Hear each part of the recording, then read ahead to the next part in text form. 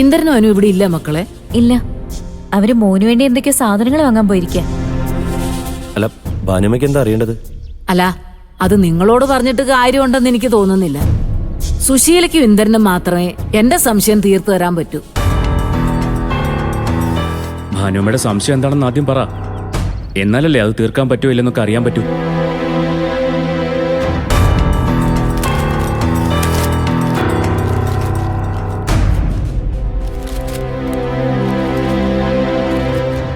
ഈ ഫോട്ടോ നീ ഒന്ന് നോക്കിയേ.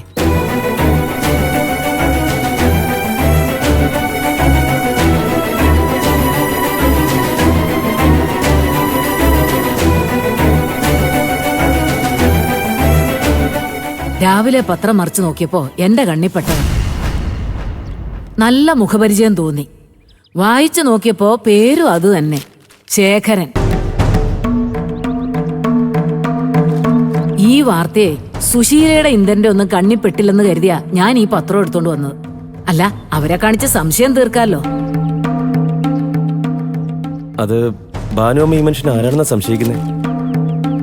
അത് സുശീലയുടെ നാട് വിട്ടുപോയ ഭർത്താവ്, ഇവരുടെ അച്ഛൻ.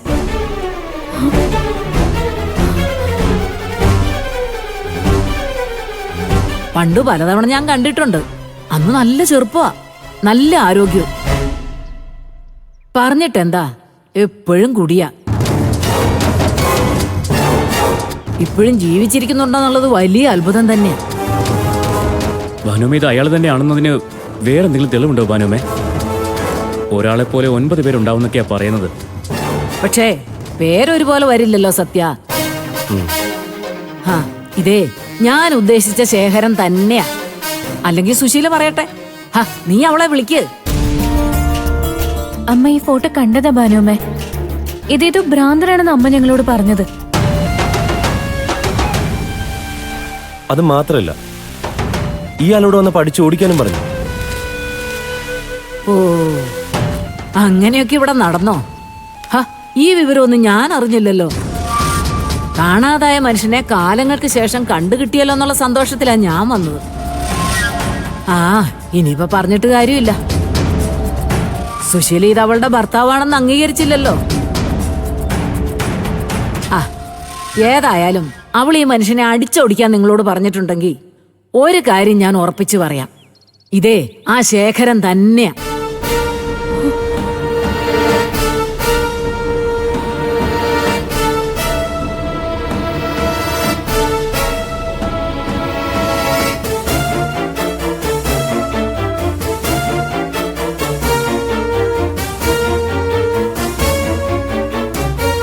സത്യ, എന്തായാലും ഇത് അമ്മയോട് ചോദിക്കണം. ചോദിച്ച് ക്ലിയർ ചെയ്തേ പറ്റൂ.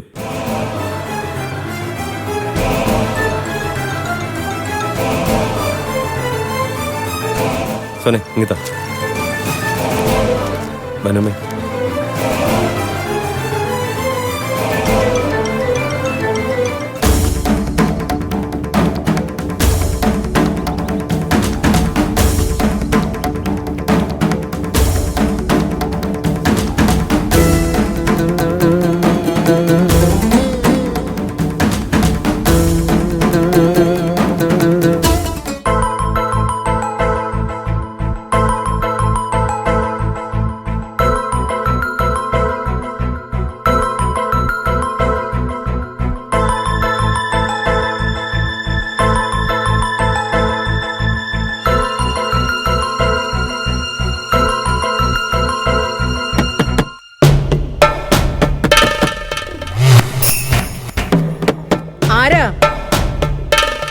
എന്താ അതാ വരുന്നു.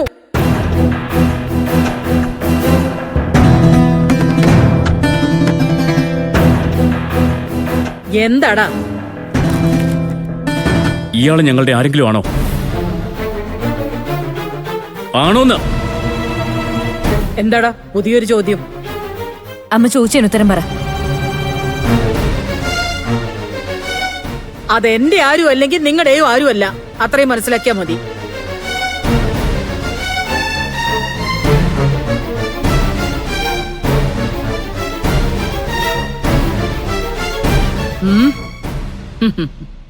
അത് ശരി, അപ്പൊ ഇതാണ് പുതിയ ചോദ്യം വന്ന വഴി.